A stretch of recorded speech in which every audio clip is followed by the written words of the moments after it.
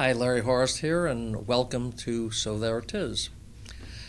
Uh, you know, we're going to be voting in another year and a couple of months, and there's been a lot said about voting. And I'm not talking about the candidates and who's running and everything. We'll talk about that on another commentary.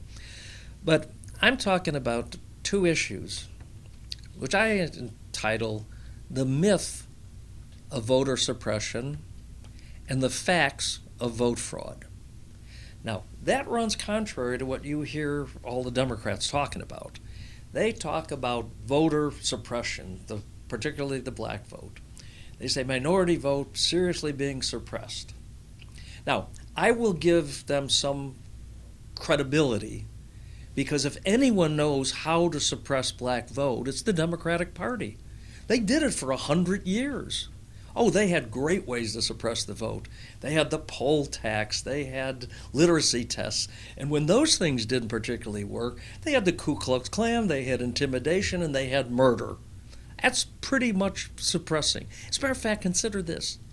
In 100 years that the Democrats controlled the South, there was not a single legal constitutional election in any of those states.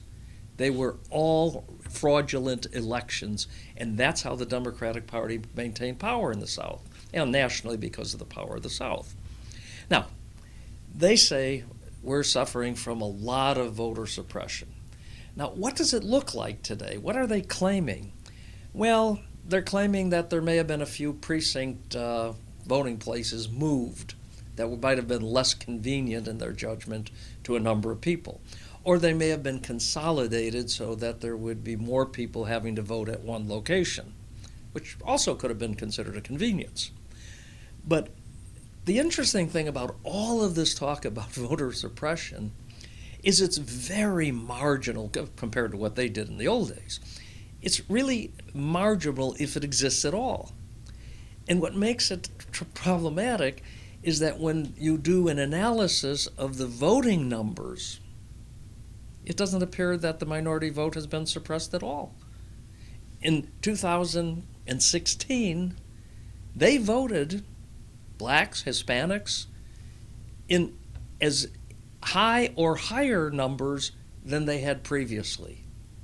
So that would suggest right off the bat that there's not suppression. You know, suppression is not if somebody decides that they don't like any of the candidates and they don't go out and vote. That's not suppression.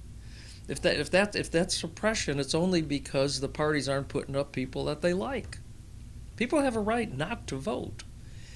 But suppression is when the government has institutional systems to prevent people from voting. That is almost impossible to find anywhere in America today. So I call it the myth of suppression. On the other side of that coin, the Democrats have come up with the greatest lie, one of the greatest lies, they're good at it, one of the greatest lies, that there's no such thing as vote fraud.